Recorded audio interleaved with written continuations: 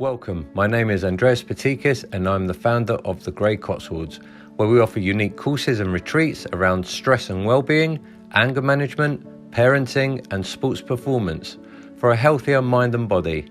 Our venues are set in the beautiful and relaxing Cotswolds countryside with luxurious private dining and facilities. Our specialist team have vast knowledge and experience with beneficial therapies and advice, all in one place, to help with any challenges and empower you for life. Discover a new way of living through our podcasts and prepare to enter a world that is not black and white. Let us accept the colours in between. Welcome to the Grey Cotswolds.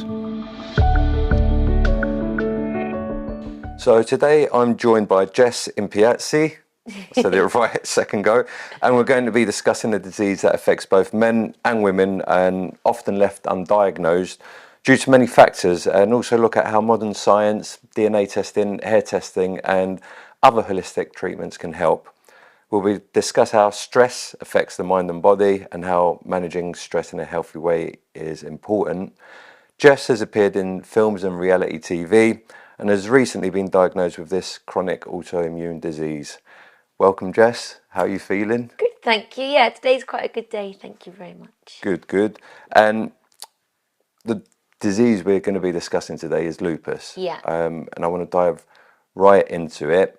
So you've had your successful acting career, and then all of a sudden around January 2023, you experienced some ill health. Tell me about the symptoms and how it all started. So I think during that time it was like a mixture of, I always tell everyone when I talk about lupus, I can't pinpoint where it was because there's a perfect storm of sequences at that time.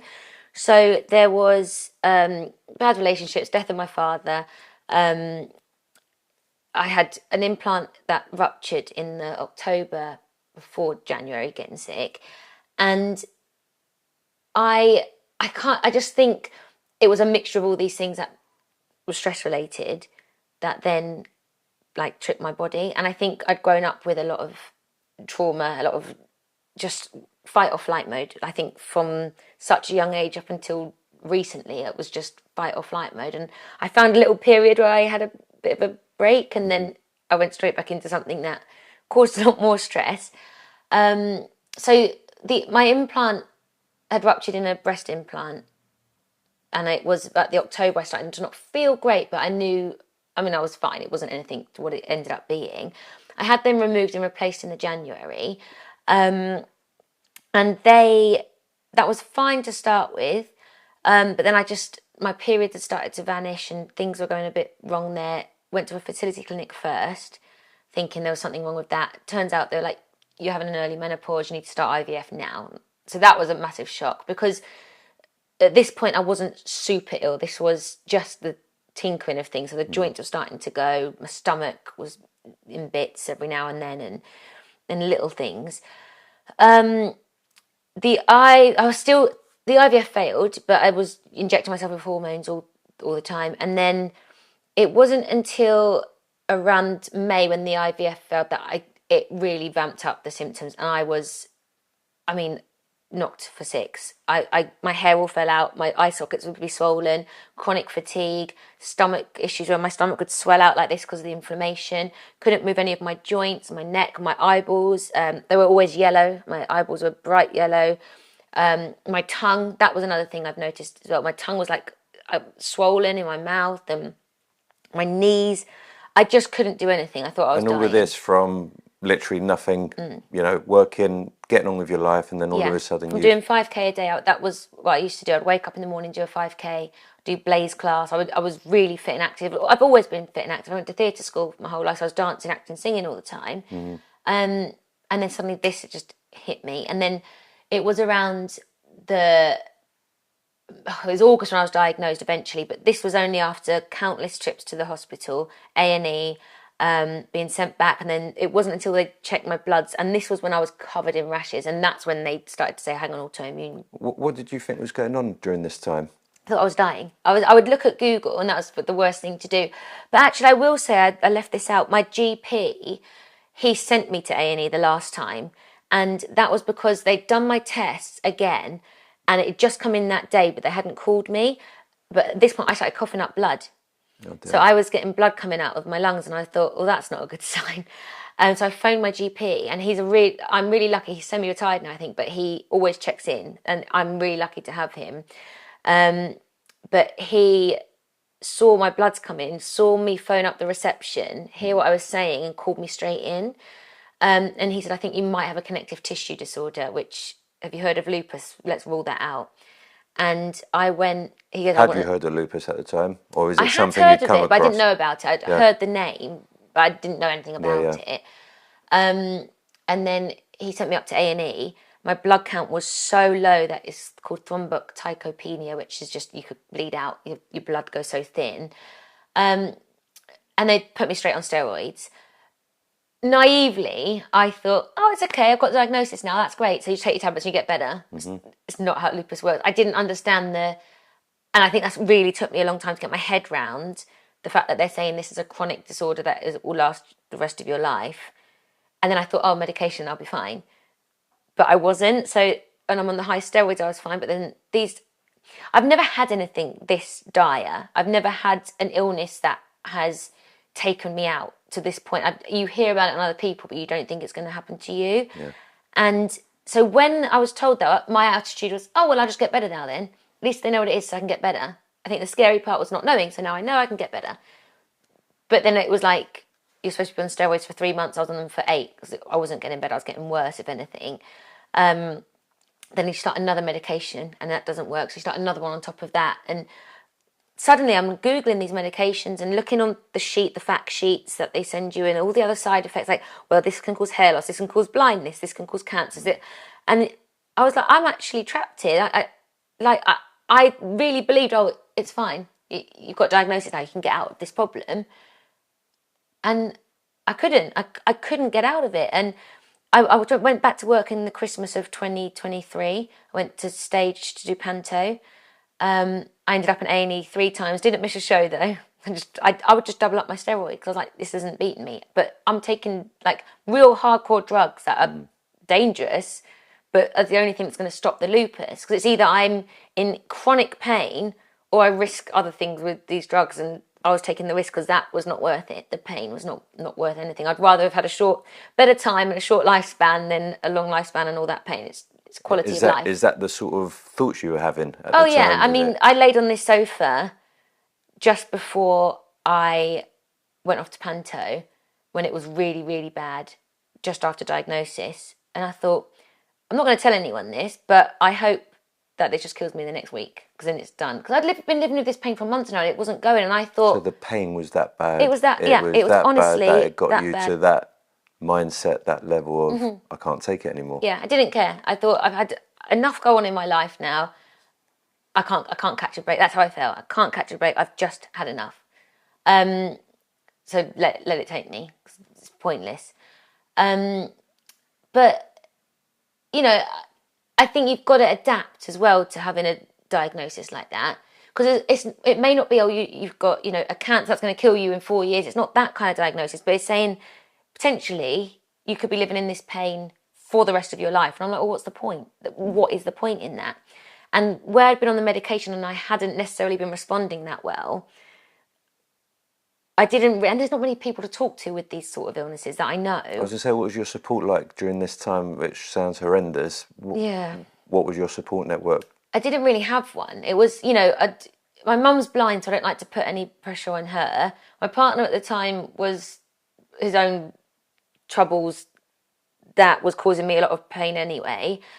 And so there wasn't really, it was just me in my head a lot of the time. I couldn't function.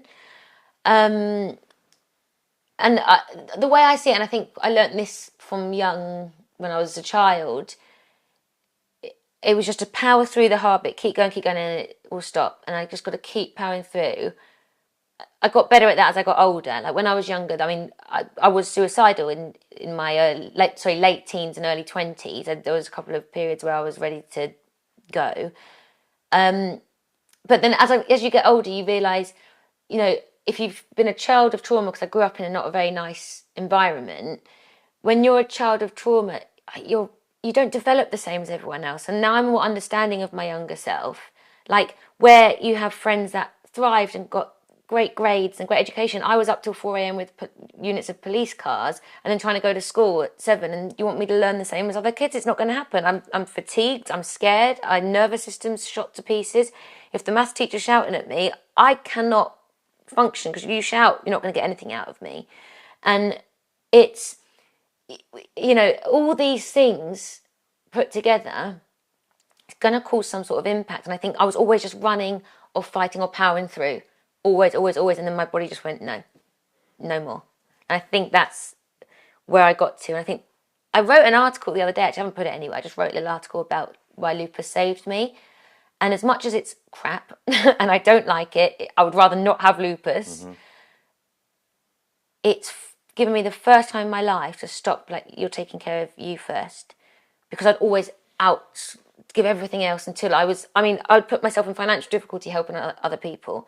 Like, I would always put everyone in front. And I realise now that's more of a fawn response rather than me trying to be a good person. It's fawning because it makes me feel safe, because that's what I grew up having to do. And now I'm like, okay, no, if I don't want to do that, I'm going to say no. And I do. And I don't, and I'm not, it's the first time I've ever been able to do it. When there's been toxic relationships I've had, because that's been a pattern of mine, I've not left until they put me into a shell of myself when they leave me. Like, I've had boyfriends that have beaten me.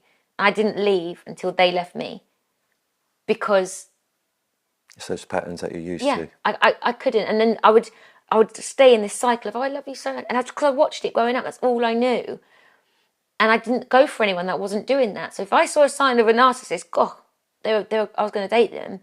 Whereas for the first time ever for this diagnosis, I would never allow that again, and so I think it saved me. As much as it's been horrible, I don't think I was going to change. And maybe this is a sign from whatever is out there. I don't know. None of us are going to know until we pop our clogs. But maybe it's a sign to say, you need this to look after yourself. I physically can't do all the things I used to do. Well, that's a great way to put a positive spin on what sounds like you've been through a horrendous period and obviously still suffering with lupus. Yeah. But it's a great positive spin to see it as something where you've sort of drawn the line in the sand and think, no, things have got to change now. And it's often, it's when we're desperate that change happens. So when you got diagnosed, was there quite a bit of, I imagine you went on to research it and see what it is and what you could do and how you can help yourself, but was there any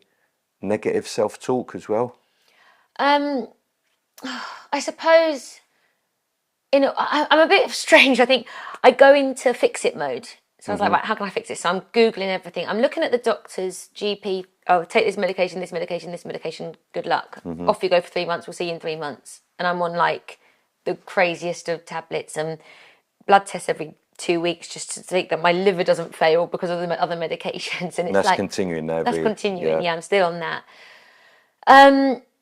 I just was looking at everything else that can help me, because I think I said this to you when I first saw you before we started recording. It was, for me, if someone tells me, oh, this is it now, you've got this for life, I'm like hell was it? I don't like to think that, because there's so many different things we can do to look after ourselves, and so many things that are affecting us. Like we look at just supermarkets, for instance, everything's got preservatives in. Well, autoimmune diseases are on the rise. Is there a correlation? Who's researching this? Because there's not enough research into autoimmune diseases, but there is a lot of papers that you can search, and like Harvard Law School, all of the Harvard medical stuff. You can go on to the actual paper and see like tests. And well, nutrition is so key. Like, and it's just like common knowledge, but we've been so wiped of that in a way, because we just think, oh, we go to the supermarket, that's where you get this. You go to the doctors, you get your medication. But we're not being told what's in all these things. And actually, if you Google half of the things that are put in our basic foods that we think is just normal everyday food, they're toxic. Yeah. And they're allowed to put it in our food because it's small quantities. But if you're having this over a long-term period, what do you think it's going to do to your body? It's the same as if you put like olive oil in a car. It's not going to go anywhere, is it? That has to have petrol or diesel. It has to have that. We have to have certain things, and if we're putting poison in us, what do you think the outcome's going to be over extended times? Yeah. it's going to have a problem.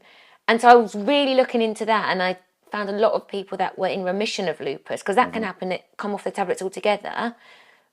They started with diet. So that was really important to me. So I've been testing a guinea pig. But then also diet ends with mental health as well, because sometimes people eat, I know if I'm really stressed, I want to reach for a chocolate bar and I want to just get that quick fix of sugar. But sugar will flare me up with lupus. So it's like a full circle of things you've got to fix. It's not just like, oh, well, don't eat that then. Yeah. Like, okay, cool, but I'm having a really stressful day because this has gone wrong or that's gone wrong. I just want to sit here and eat a chocolate. It's not going to harm me. Boom, I'll eat it. Next minute, next flared up. So it all integrates. I don't think we realise how important integration of each part of our body and well-being, our mind and our physical health is connected. Yeah. And it's sometimes, like what I said, it's sometimes when we've reached that sort of end or that desperation where that change happens. And you've mentioned food. It can be in our water, the quality of our water, our food, our sleep, nutrition. It's a bit of everything, but you seem like you've got that resilience and, like you say, you know, that fixing, which, you know, we'll talk about maybe later, which stems from your childhood, and you've got that drive which is serving you to not sort of just sit and take what's happening, and also look at other options by the sounds of things to help yourself. And that's something not everyone can do. You know, they get a diagnosis, they wait for a prescription and just wait for things to happen or help. But it sounds like you're a bit more proactive than that. I always feel like when there's a will, there's a way. Like even before all of this, when I was a kid, I wanted to go to theatre school and I didn't get in. So I'd phone them up. I mean, this was the old dial-up internet. So I'd phone them and said, look, I didn't get in, but if I drop down a year and repeat a year at school, will you let me in? And they did. My mum didn't have a clue what I was doing. And then I suddenly dropped down a year and started redo year 9 again. And everyone's like, you were too old. I was like, no, I'm not. They let me do it. If I want something, there's always a way to do it. And I just think, you know, what am I going to do? Sit for the next, I'm 35. Say I live to 80. The next 45 years, is that right? Because I'm really bad at math, as I explained earlier. I'm just sit and eat prescriptions and live like that? No, I don't want that. I don't want that for me, and I wouldn't want that for anyone. So coming up with ways and different things is important. And mindset, it's your mindset as well, you know, because it's very easy for the way you're feeling to affect your mental health, you know, your mental well-being. You know, if you've got all that going on, like you said, you're just lying here and thinking, I can't take this anymore. Yeah, and that's the thing. That does happen, but I'll pull myself out because I'm like, I can't do this, because there's only 2 options here. This is what I thought when I was laying there. There's 2 options here. You do something and you research it. While you're sat here and you're in pain, you can research things, or you just die. So you go and top yourself, or you go and do something about it. It was only 2 roads. There wasn't another road for me at this point.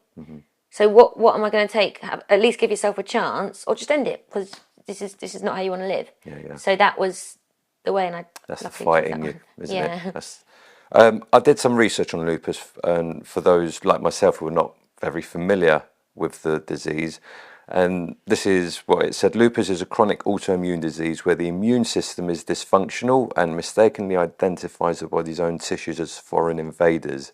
In people with lupus, the immune system creates auto-antibodies to attack the body's tissues. These form immune complexes which cause inflammation and damage, possibly affecting organs or joints in lupus patients. And in lupus, the immune system produces far too many antibodies which, circulating through the bloodstream, cause reactions leading to inflammatory processes anywhere in the body. How does that sound with me reading that aloud? Just because to me it sounds exhausting, depressing, confusing, you know, and that's just me reading it. You're actually going through it. So weirdly, I probably still have it in my head that I get better, because I do get better, and I have good days, and I'm like, and I'll hit the gym and I'm like, oh, this is great. And other days I'm just bad. I'm learning that on them days just to take it easy and have them as rest days. But when I talk about it, I just don't associate myself with it as if like I can say, oh, I've got lupus, this is why I'm feeling like this today, or this is why this is going on. But I don't see it as like my thing that identifies me. It's almost like that's there at the minute and it's flared up a bit, but I can get rid of it. I have a weird relationship with it. So I think, oh yeah, at the moment, well done, lupus, you've got me in my joints today, well done, but I'll get rid of you because I'm going to go and eat really healthy and drink apple cider vinegar or extra virgin olive oil. And, I always think I'm one step ahead of it, which is a weird thing to say, isn't it? But I think I've got my medication, I've got little tools and tricks to, like aspirin, great for anti-inflam because you can't have ibuprofen because of all the other tablets I'm on. I just don't see this as that's my diagnosis. I don't see it. Like, I feel it. I definitely feel it. When it hits you, yeah. But I think there's so many things that I'm doing. Like, some people I've seen cannot... I've gone from bedbound to walking. I walk all through the woods for hours and hours. And I come back, I've got a clear head. If I'm stressed, and the doctors tell you this, stress is a big flare for lupus. So, if these things all flare me, which could be poor diet, it can be stress, it can be whatever, all these different things are flaring me, well, why don't I do the opposite on all those things and see what happens? So you're constantly trying to manage it and be one step ahead of it. Yeah, and I'm like a guinea pig on myself sometimes. So I'll be like, well, if I am stressed, okay, well, let's get rid of that bit of stress. Right, I've learned so much about managing stress because right now is the time, I talked about you earlier, things are a bit difficult, but I'm just like, cool, do your worst, like whatever. And normally that would have sent me into meltdown. I don't have the capacity to go into that, so I can't. It's going to flare me up, and I'm not going to have stress and a lupus flare up of something I can't control. So whatever. Managing it, trying to manage it. Some facts: lupus disproportionately affects females and people from Black, African, Caribbean and Asian ancestries. Many manifestations of it, but rarely do two people share the same exact type of experience. In most cases, it's not fatal, and most people live a normal lifespan. And the cause is unknown, but believed genetics and environmental factors play a part. And I suppose you can throw a bit in with what we've discussed already about stress and trauma and how that's what's happened in your life's experiences as well. But Dr. Gabor Mate says most people with autoimmune, when he's had to see them, have had some significant trauma in their life. So yeah, and he's got some great stuff to when he writes and talks about trauma, especially. Yeah. I've read it's often a poorly understood disease. Would you say 100%. That? I don't think the doctors really know too much about it. There's not enough research into it. But I think that's quite common with a lot of autoimmune diseases, because why does your body turn on itself?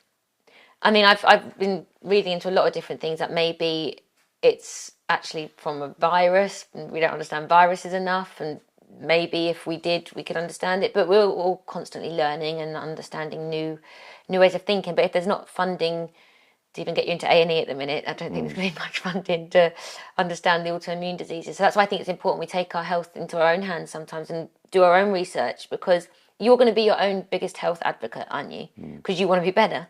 And once your health goes, that's one thing I realised, once you've got no health, it doesn't matter if you've got a nice car, a nice house, it doesn't matter if you're living in a tent, it doesn't matter. If you've got your health, you have nothing anyway. Yeah. You can't be there for anyone else, you can't help anyone else, you can't do anything. It's the number one thing, and I don't think people realise it enough.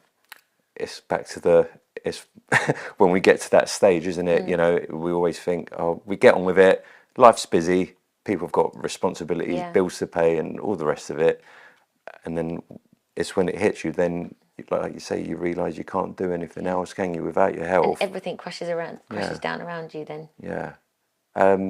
Main two symptoms: joint muscle aches and pains and extreme fatigue, which you've described. Other symptoms: rashes, anemia, light sensitivity. Do you get? Yeah, so that causes the rashes from the sunlight. Headaches, migraines, hair loss, which you've said you've had trouble with. Brain fog. That was a real big problem. And if I flare up now, that can be. So I have to learn scripts sometimes for work. Yeah, and that I'm must like, be tricky. Oh God. On other days, I can be sharp as anything, but on a flare, I can struggle to string a sentence together. So yeah, brain fog.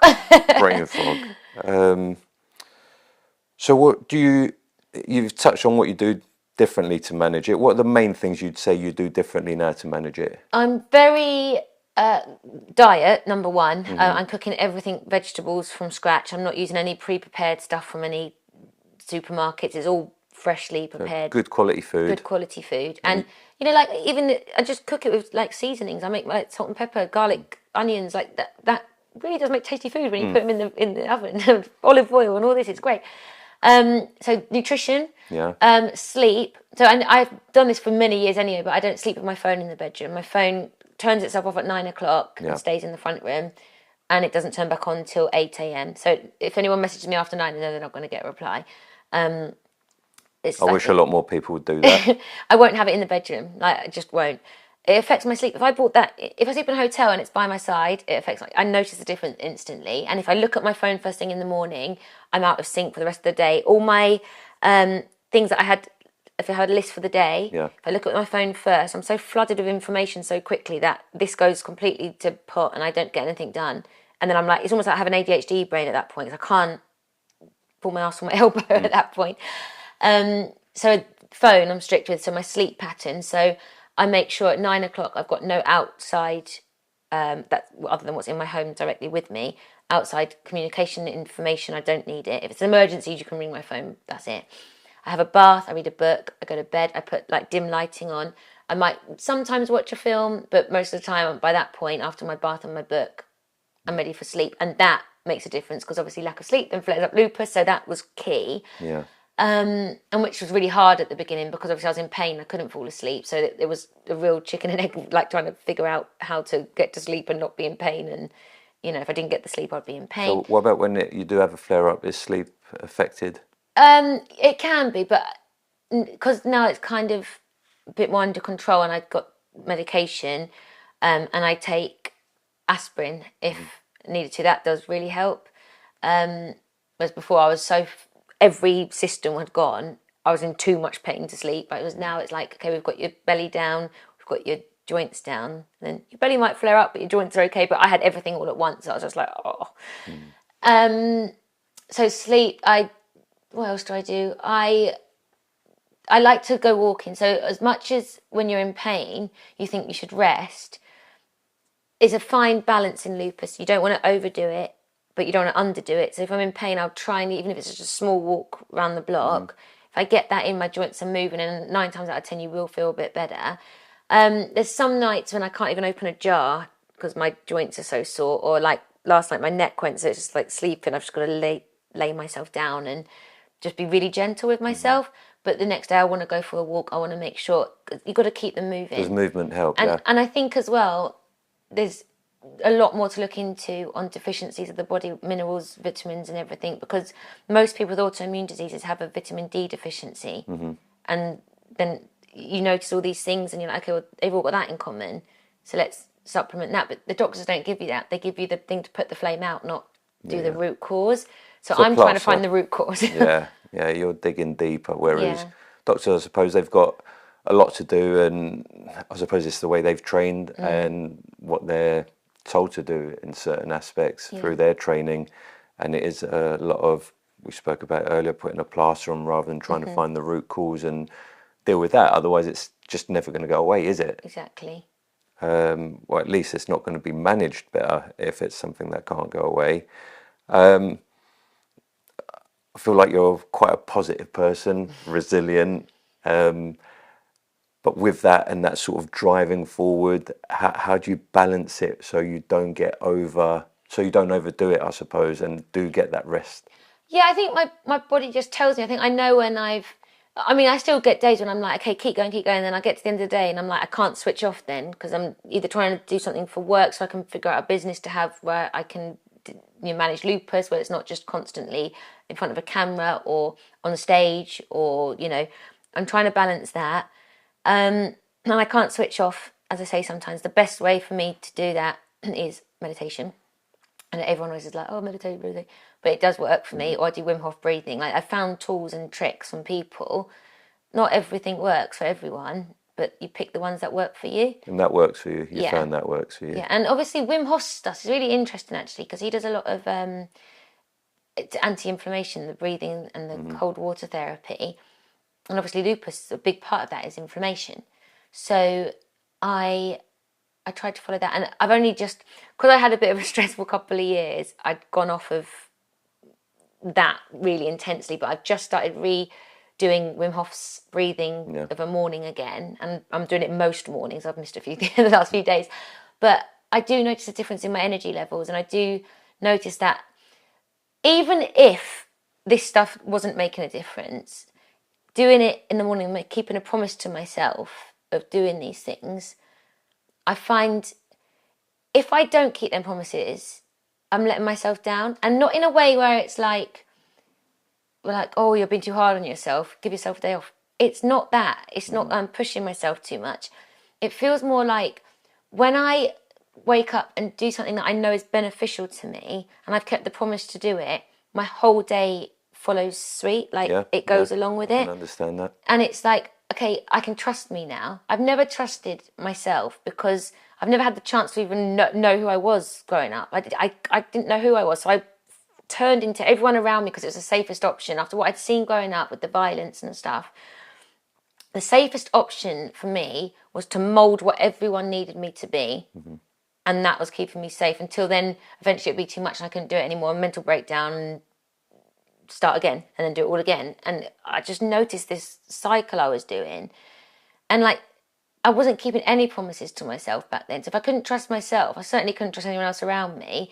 And I feel the more I give myself the chance to trust in me, the more I'm finding people that coming into my life that I can trust. Yeah. And so it kind of works as, I'm trusting me so I can trust others. And I can trust me not to trust others if necessary. Well, it works on an emotional side and secure side as well. But doing the Wim Hof and the meditation does have those benefits anyway. But I get what you're saying. By doing it, it's your routine. It's, that's what I'm going to do. I'm doing it. And you've set yourself on that path for the day. Again, first thing in the morning, doing these things, not looking at your phone, getting the sunlight and doing your breathing. All these things are adding those little percentages, aren't they, for you? And it's making you feel better for doing that. And that's the thing. It's not much of my day. It's not like I'm spending 6 hours doing that. It's my morning. It's just my very brief period of my morning. And it's at 1% better, rather than if I'm not doing it and I just lay in my bed and watch a TV series, I'm going to do 1% lower. So what way would you rather go? That Wim Hof is brilliant. I got into him. I didn't know too much about him until the sort of the COVID period. And then it was like, I was sold. And then I started researching and looking into all his methods. And it's, it's got amazing health benefits, both the cold water therapy and the breathing. So it's good you're already doing that. Research as well shows lupus sufferers try to ease symptoms with acupuncture, massage, you're doing meditation, herbs and other supplements, omega-3 because that helps with inflammatory, vitamin D we've spoke about because the sun flares it up, doesn't it? Yeah. So you're sort of in a catch-22 there, but use supplements for that. Supplement my vitamin D. Green tea as well. Do you know what? I heard this recently. I've just bought a load of decaf green tea to try out and different herbal teas. But because I'm so paranoid now, I don't trust all these businesses anymore. Yeah. I'm looking at bleached tea bags and I'm like, nope. So I'm finding other ones with them silk tea bags. Yeah. Then I'm like, well, who can we trust? It's difficult, and that's the research, I suppose, that goes with it. Looking into it, but again, it's got the anti-inflammatory benefits there, and mind and body treatments as well. The stress and depression and pain that goes with lupus, it's no wonder when there's all these symptoms that you're going through. Yeah, it nearly got me, the depression, but I was like, no, I'm not going there again. I've been there before. I'm not going there again. So it became. You kept it. At arm's length. Yeah, I was like, I'm not going there. And I'm actually a really happy person. Like, besides all of that, I'm actually happy. I really enjoy my life. And I enjoy the people I've now got in my life. I enjoy what I do for a living, and as much as it can be stressful, everyone has it. You think sometimes everything's just on you, but there's so many people that have all the same things. It's not just you, everyone's in it. And I think when you can see that, that's when you can be like, well, not much I can do to change it. Well, it's one of those things where, with the Grey Cotswolds and this wellbeing reset you're going to do with us, we're going to be looking at your mindset, how you frame things, your core beliefs as well, because that's got a major impact on how we see things and how we act and behave and the patterns of behaviour. And I think it'll be an important part of your well-being journey. Would you agree with that? Definitely. Because, like, as I say I'm a happy person. Don't get me wrong. There's times when things are difficult and I don't know how to cope with things, and I may see myself go into another pattern, and I'm like, well, I don't know how to change that one. You need help with these things, and like I told you before we recorded as well, I have nightmares all the time, and I know what that's probably linked to, but I don't know how to change it. There are beliefs about myself as a person, and I suppose certain parts of me that feel shameful of things or neglected, or I definitely have an attachment problem. Like, I get very attached to people, which is why I couldn't release people that were bad for me. Yeah. I understand I have these things, but I don't always know the ways to stop that.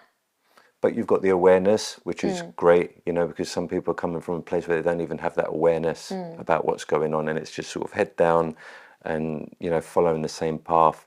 But having the awareness is, you know, a big step. Start of it. Yeah, it's a big step because you're aware of it, and not everything is fixable either. You know, if you've gone through childhood trying to fix things often, then that's the first thing we jump to. It's like, I want to fix that, I want to fix that. And you know, Gabor Mate, you've mentioned already, I'm a great fan of this. You know, he wrote the book When the Body Says No. Yeah. I don't know if you've seen that, Explosive Effects of the Mind-Body Link. I'm a great believer in that. And there's another popular book called The Body Keeps a Score.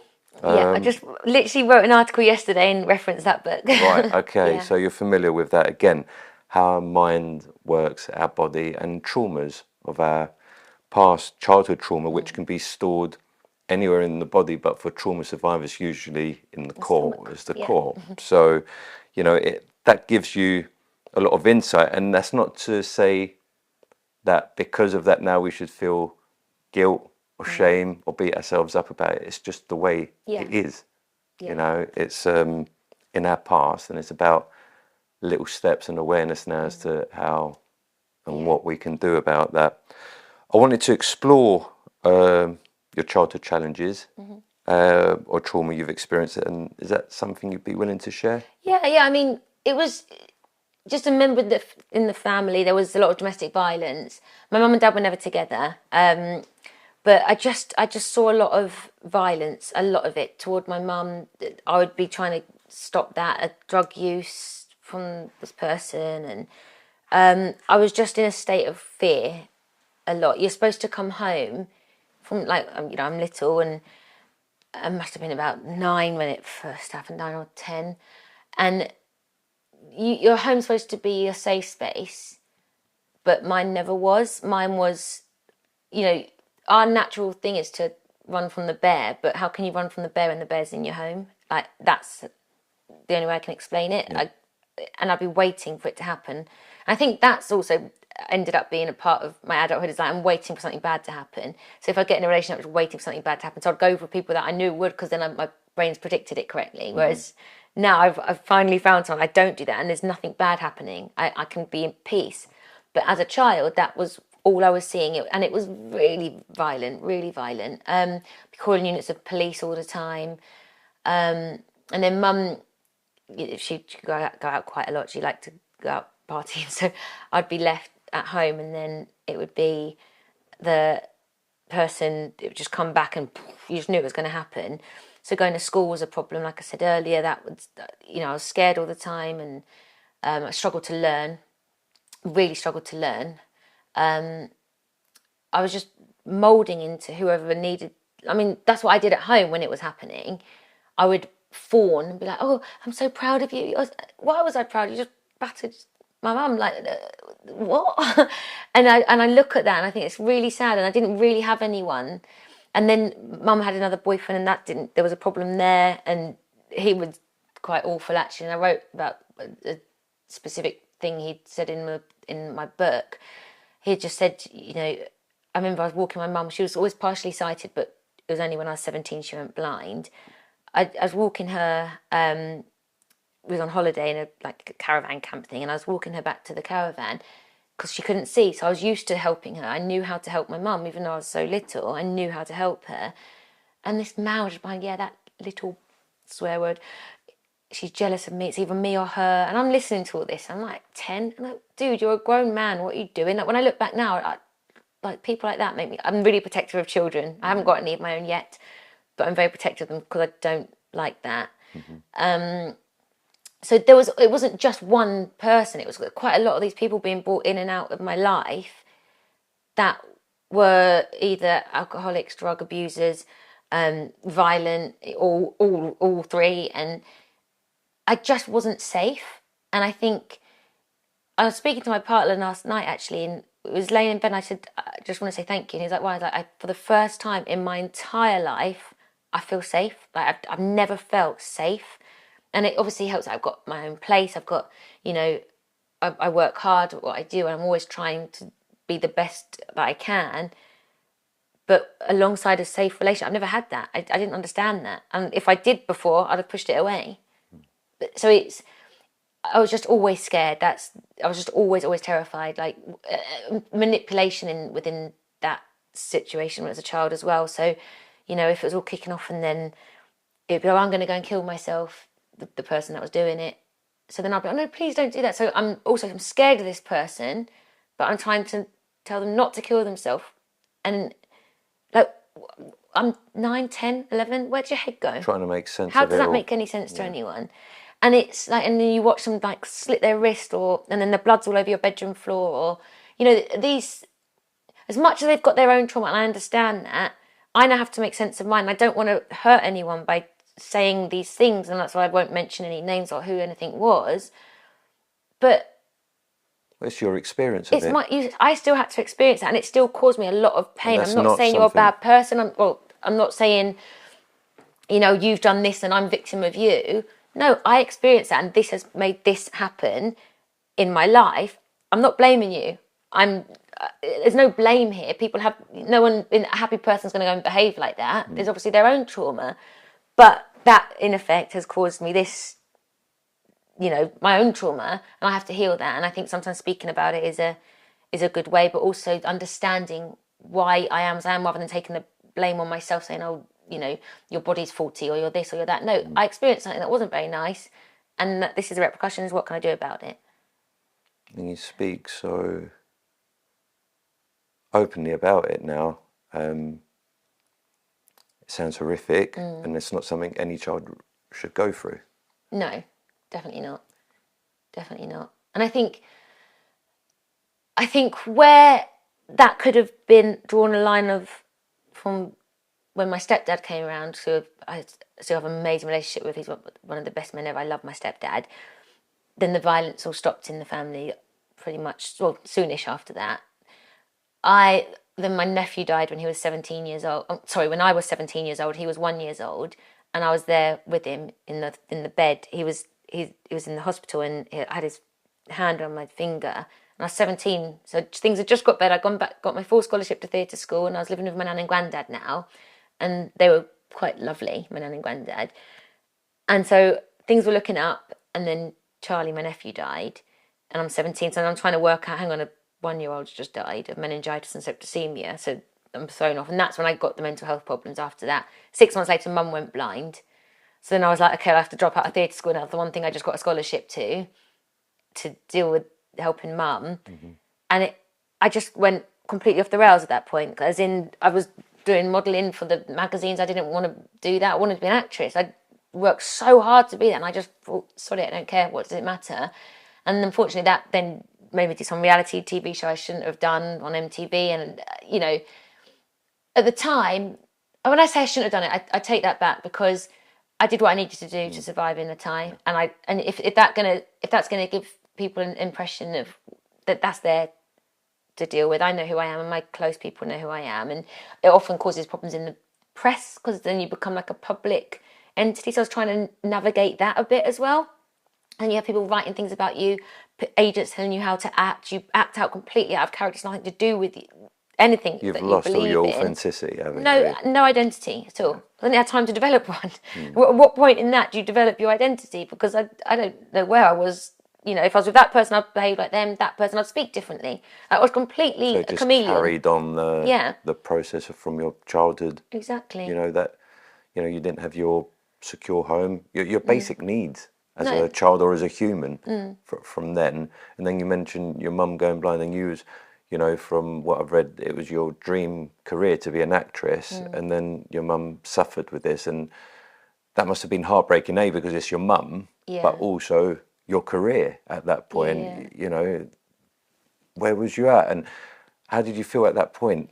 I think it was, maybe I was just 18. I took my first overdose. I was done. I couldn't, because I couldn't develop. Like, I hadn't developed. Like, also at that age, your frontal cortex hasn't probably developed either. So you think this is for life. And if that many bad things have happened, I was like, bloody hell. Where's your break? You know, when's things going to get good? I don't and want to then do this anymore. That happens with your nephew, your mum. Affects your career, your life. Yeah, I just couldn't be bothered. I took a load of tablets actually, and then I told my stepdad, and then I went off to the hospital and they had my stomach. They gave me the charcoal stuff to get it all out. Yeah. I did it again, probably in my mid-20s, but from then, it was that point when I was like, I'm not living like this anymore. And then I started on a really good path, and I had a couple of years of like bliss, like sticking to all these things that I'd learned. And then I got into a relationship, unfortunately, not that long ago, that absolutely pulled the rug from under everything I'd stood for, just gone out the window, because it was the emotional thing of, I think I'd just gone straight back to childhood, as in being manipulated and lied to, and I turned into a person I didn't even like. And then I was stressed. I'd wake up with heart palpitations. I'd go to bed with heart palpitations. I was just stressed all the time. He had his own stuff that he brought into my life. That I was constant aggravation of something he's done or something he needs to get fixed. And I was just, okay, fix. I lost every part of myself again. Did the IVF, got diagnosed with lupus, and it wasn't until then when no, you learnt this before, he's got to go. He went, that was that. But that's why I say the lupus saved me, because maybe it was that last little lesson that I needed to make sure I don't keep that pattern up again. Because as much as I had that period after divorce when I really got in a good place, there was still something I hadn't looked at. I'd looked at what was helping me daily, but I hadn't looked at the right deep down why I was picking the kind of people in the first place. Or like doing things that would attract them kind of people, or self-sabotaging almost. Maybe I needed lupus for that, because my emotional capabilities now are far beyond than I ever could have imagined. There's still many things I need to learn and many things I need to fix, but I don't ever feel in that headspace where I used to be. No. And that's since lupus. So you're finding yourself being more yourself. And confident with it. And your identity, like you said, which you've struggled with from a young age, because you sound like you've been pulled pillar to post with everything that's happened with family and your career. Just wondering, through that time, was you feeling angry? Who was you feeling angry with, or what was you angry at? Oh God, I don't know. I think I wouldn't be, everything was always great, and then a boyfriend would cheat, or a boyfriend would be nasty, and I'd lash out, and I'd be like, I can't believe you've done this, right? Screaming and shouting, that was my go-to. I can't believe you've done this. And actually, I feel now, I'm like, God, that was a bit of a nightmare, but actually, I was picking you that were doing great things, but I really got good with anger. I went the opposite way the last few years and didn't have any anger and suppressed it, and then got sick. I suppressed that so far down. Whereas before it was too much, because that's what I'd learned. Then it was nothing, and I let people just walk all over me like a doormat. And now I feel like I've got a really healthy balance. I can get nervous to speak up for myself, and I feel my heart start to go. I feel like, but no, you've got to say this. And now my communication skills are so much better. Like, even in my relationship now, if there's something that will trigger me, even, he may have done nothing wrong, it's just something that triggered me, I'll say, look, I'm going to say something, and I'm going to tell you why. It might be a trigger, but and we can talk it so through, or write a note. And it's so peaceful. And how have you learned to do that? Just myself. I just thought, well, let's try something that you haven't done before. That's great that you've got that self-talk, because that's literally part of the anger course that I deliver for clients with anger or stress, because it's linked, but especially with anger, like you've said, on the one side, if you're raging, that doesn't help with your health. You know, your adrenaline, cortisol levels are up there. It doesn't help. Yeah. If you're suppressing it, and I often find it's mostly females that do suppress it because they don't know how to express it healthily. But suppressing it, again, that's what I was asking, for your childhood with your anger, that has an impact on our bodies as well, with the mind-body connection. Yeah. And now you're somewhere more balanced, which is great. Balance, I love the word balance. Where you're able, even if it feels uncomfortable, you say your heart's pumping at that point, you're able to speak up for yourself. That's when I know when to say it the most. Yeah. And that's your little sign, is it? Yeah. To say something. And it's not only just about saying it, it's the way you've just articulated, I'm feeling this way. Yeah. Rather than it's you or because of this. Yeah. This is the way I'm feeling. Yeah. And people struggle with anger, and it's such a feeling just like sadness and happiness, and we can express that, but anger is one of these sort of like difficult ones, or taboo ones, or stigmatized feelings. But it's such an important feeling to let out, because if it sits deep, it can cause lots of problems. And you're finding that balance and articulating and communicating with it. Yeah, I think that's where when it comes to anger for me, I figure out what's made me angry first. Is it anger stemming from a sadness, an injustice, this? I try and figure that out first before I say anything, because then I can articulate it. Because something can just wind someone up like that. Like, I don't even get road rage anymore. I used to get that. If someone doesn't say thank you, or you hear people go, "You horrible dirt," and they shout. Like, well, where's that going to get? They don't. I just go, like, you know, like, where's it come from? Because that's just silly. But if I'm, for instance, with a partner, and I'm like, okay, well, this is upset me. Why does it upset me? Oh, because that's made me feel insecure about something that's happened then. So, like, look, I'm feeling a bit like this because of that. Yeah. Do you want to just talk about it? And we can. And it's made all the difference. Communication is so important. And I tried that with the next partner, but it worked to an extent, but he was still doing like really awful things to me in the background. So it was like, because I was doing it and I wasn't really getting it back, I was almost getting a version to get out of trouble back. It was forced. So it messed with my head a bit, you know, whereas now I don't have that, and it's just so peaceful. It's just being able to communicate in a healthy way has been life-changing. And it is life-changing, and you've just said another word that we've got as one of our mantras, peacefulness. You know, we all crave different things in lives, but one of the things I think a lot of us will say is we want to be happy, but to be happy you've got to be peaceful.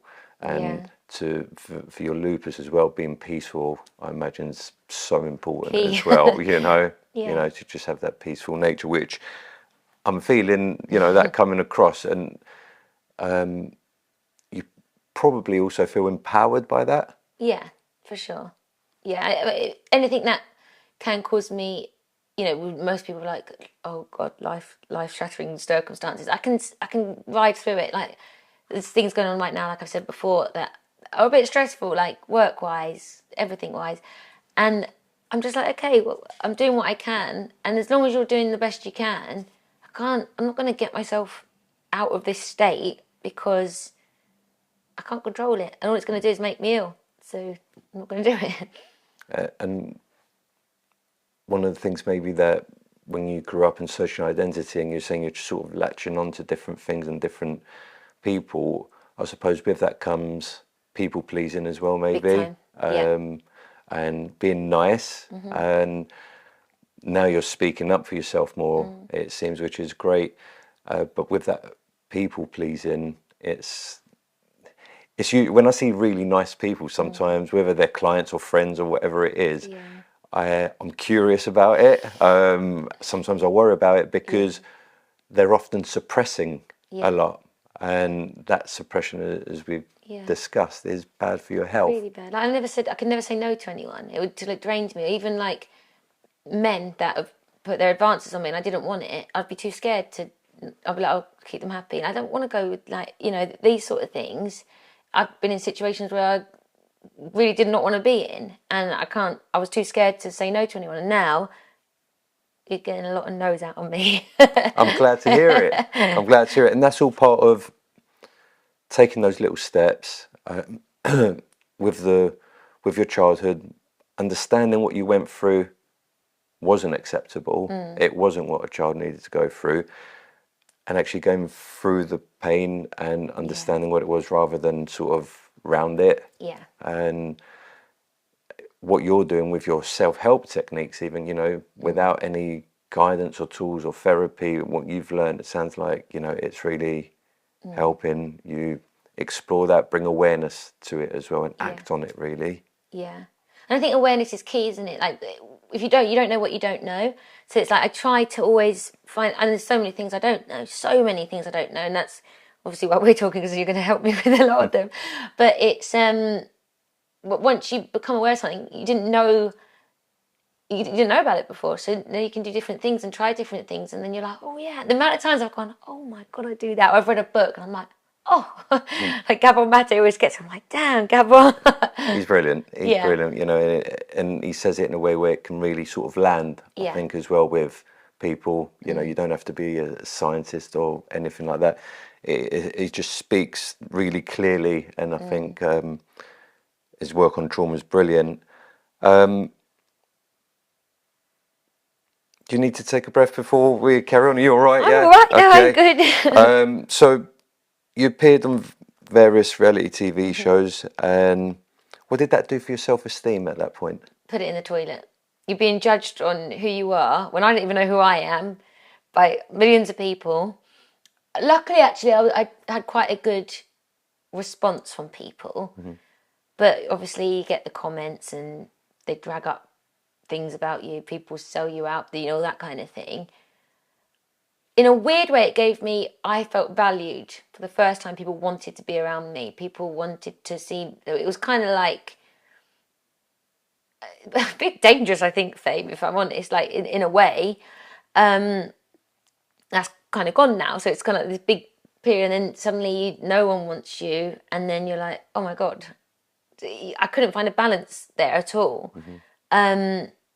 So I don't think it did a lot of good for my self-esteem. I felt I carried a lot of shame for many years about, you know, the TV shows I did, the fact that the press saw me now in a certain way, and then all that training, all that acting work was for what? That because I couldn't get any work for a while because people knew me as this girl from MTV, which was now 12 years ago or something. And it's still hard to shake the press to change that, but I don't let it bother me anymore. I'm like, oh well, that is what it is. But the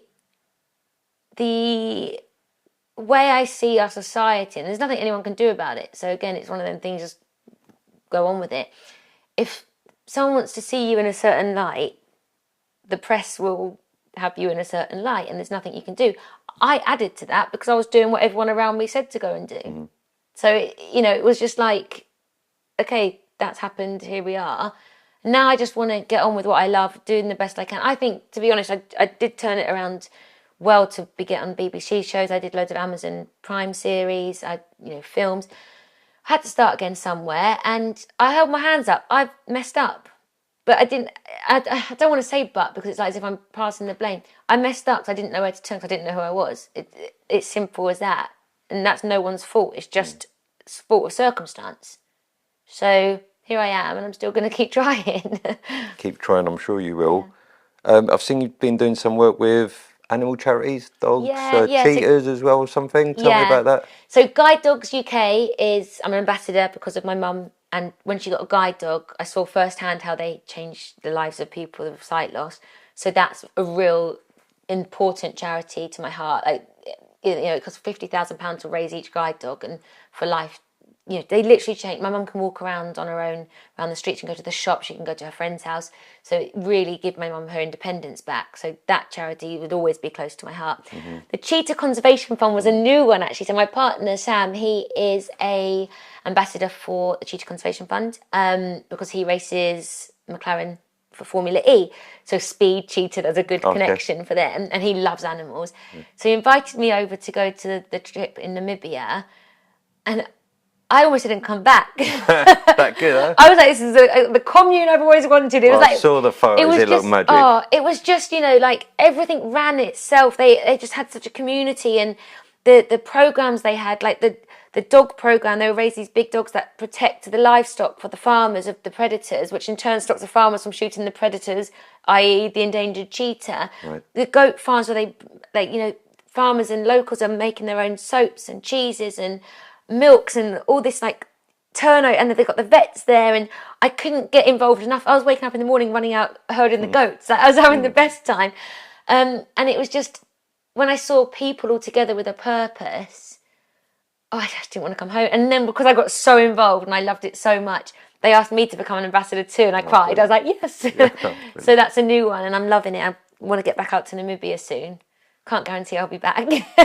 It looked amazing down there. It looked, with the animals, I'm very much into animals as well. Yeah. And just seeing those photos and out there in the wildlife, it looked great. An experience I'll never forget, and I can't wait to get back to Namibia. Where do you see yourself in 5 years? Living in Namibia. Yeah, you answered that one, haven't you? See, I don't know, because I've had so many twists and turns. I try not to put a thing on. I know that I want to, where I want to be thinking differently. I know I want to be more secure in who I am, more secure with whatever may come my way. But if lupus and deaths and, anything has taught me anything, as much as bad can be around the corner, just as much good can be around the corner. Because when I was having a bit of trouble last time, I got strike on the BBC, boom, changed my life for that period. And then obviously I got sick, boom, changed it again. I just want to be able to be in such a good mind for the rest of my life that whatever comes, I've got it. And the good and the bad, and take the good from the bad and vice versa. I want to just keep balance. It's not about things anymore, where it used to be. Things don't really matter like they did, That's a nicely balanced sort of thought and feeling behind it, I suppose, to that question. Because like you say, 5 years, it's good to have goals, but like you say, life ideally, brings us circumstances. Goals-wise, I want my acting and but I'm 35 years old, and it's such an industry, it's up, down, up, down, up, down. I had my last audition in January. That's nearly a year ago. So you just don't know what's around the corner. The industry's in the toilet, so I can't do anything about that. So as much as that's what I want to do, I've got to find other things to do. And surprisingly, from having lack of that, I've got more presenting work, and I've been loving that. So I've found a new avenue. So, I don't know what's coming. I don't know what's going. Producers, contact Jess, yeah. So you're enrolled in our Wellbeing Reset programme with me at the Grey Cotswolds. What's the reasons you've chosen to do this? What's appealed to you?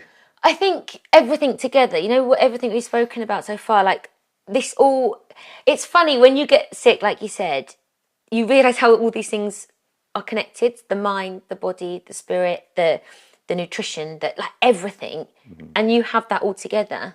And I just know, to be the best version of me, I want to learn and I want to understand myself on every one of those levels. And things I can't do, for instance, blood testing, hair testing, all these things, I can't go and do that, and your GP's not going to do it for you. So the more I understand about the workings of my body, the more I can look at where we can go with my autoimmune disease. Where am I going to get into remission? Am I going to be a person that blows the doctor's minds, like, oh my God, it's gone? I've seen You're going to be the first, yeah. I've seen it. I've seen people that have never shown up another ANA on their blood test. In fact, one of my diagnoses was the worst of the worst on the ANA, result that you have to have for lupus, and I didn't test positive for it again. Whereas that's not normal. They were like, in my notes, that surprisingly, she has, that we can do things. And I think with the help and looking at ourselves and figuring ourselves out how the Greys is doing it, I just feel like it's something that's going to really, really benefit me for the rest of my life. And this is a life investment. What we deliver with the Wellbeing Reset, I do describe it as a life investment, because along with the DNA testing, it's not like blood, obviously DNA is DNA, so the report that you get from that is there for life, because that is you, and that's your genes and your genetic makeup, and we can thoroughly review that. But then through the hair testing that I've mentioned, that's another form, and you've got your gut reset as well, options. So there's various different things for that holistic approach to look at this. And there's, we're not saying it's going to cure anything, but why not? With science, there's always things that go against the grain. And I'm a great believer in looking at that holistic approach and integrate different practices that may work for you. So, you know, I'm looking forward to going through that with you, but also on a emotionally and mental and spiritual level, because there's certain things we can do around your home, which we will do. After, we're going to be looking at the toxins in your home, your products like beauty products or cleaning products, removing toxins, making a better home environment. Sleep, you're well on top of by the sounds of things, so I don't think we need to do anything there. So yeah, with the hair testing, they look at bacterial and viral issues as well. So as well as sort of up-to-date science, which, you know, I'm not neglecting science because that helps a lot. There's the other remedies and thoughts that we can use. How much is science lately coming round to say, oh, actually, hang on, all this is working? Like the NHS adverts are now, get out in nature for a walk, ground yourself. The gut, the vagus nerve into the gut and the mind. Like they're all like thinking, oh, hang on a minute, and it's coming back to all of this. I've noticed it everywhere. And it costs you nothing. Yeah, exactly. It costs you nothing. You know, 2,000 years ago, medicine from the East is now slowly dripping into, you know, how we practice, I suppose. And without going into it, you know, with pharmaceutical companies and all that, there's other drives and other motives, shall we say, behind how we treat ourselves. But we can do the basics at least, and it's there, it's free. And some of it, obviously, we have to pay for, but it's definitely a lot of ways that how we can help ourselves rather than just get a prescription from a doctor. Yeah.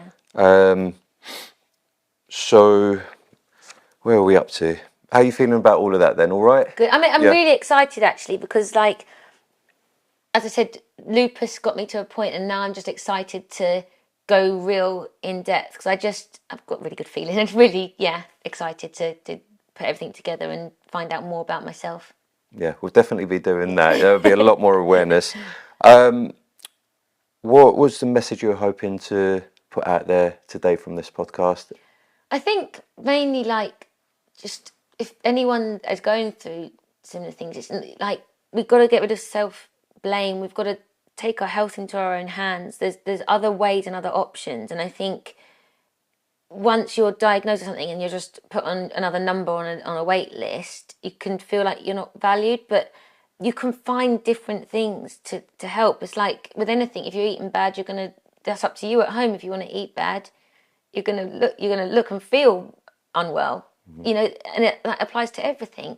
So if you're not getting sleep, if you're not getting nutrients, if you're not, you know, all these things, I want people to know to go further in. Don't just get told something and then see it as gospel.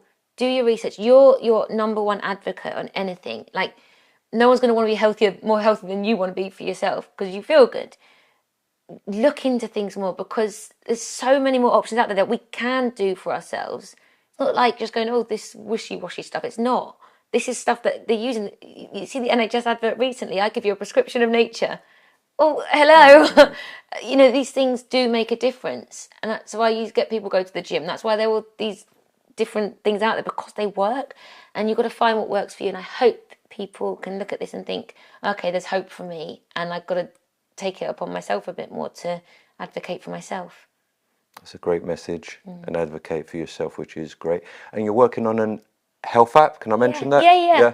I'm working on an app for autoimmune disease people like myself, because when I first diagnosed, when I didn't have anywhere to turn, I was searching for something like this and I couldn't find it. So I thought, okay, I'll make it myself. But just a guide and a help, and with content partners that will deliver all this kind of stuff, take you to the right people. So and articles and information where you can find it readily without having to scroll for like the last 8 months like I have on the internet. We want it readily available because there's not, you know, specifically designed just for people with autoimmune diseases, because there's like a lot of them. There's like over 80 different autoimmune diseases, but there's more because they still haven't got through to everything. They don't know everything. So just a place, a community, a guide, place to people to come and not feel so alone. Another positive thing that's come off from your lupus. And will you be posting on social media, telling people about your journey with the Grey Cotswolds, and you've got a journal to follow as well when I'm not with you. So, there'll be a lot of self-awareness and discovery. And I'm sure people are going to want to hear about your journey. Yeah, definitely. I'll keep people informed, because one thing I've tried to do, and I'm not being great at it, but is keeping people updated with things going on with lupus and stuff. But this gives me specific times to be able to get that. And also what I find is that when you talk about it, you're helping someone else, and then you have a conversation and you get a community going again, and then, everyone helps everyone. Is there anything that we haven't spoken about or that I haven't asked you that you want to say? No, I think... I never stop talking, otherwise you'll be here for another month. For another, yeah. But no, no, everything is, it's been interesting to talk about the mind, the body, the traumas that I think a lot of people can understand and relate to things. And I hope that anything maybe I've shared, if anyone can take something out of that and try and find a positive spin and help them through something, then I think it's been a good discussion. Well, Jess, it's been very informative and it's been very absorbing, and you've shown courage talking about your past and your present with your challenges that you faced. And I'm sure people listening who are either got some of the characteristics or in the process of being diagnosed or diagnosed with lupus will really take a lot from hearing what you've said, and hopefully inspire them as well. And I think you've done a lot of good for everyone out there listening around their mind, body and health. Thank you. All right. This is Andreas Patikis, your fellow traveller on life's journey, signing out.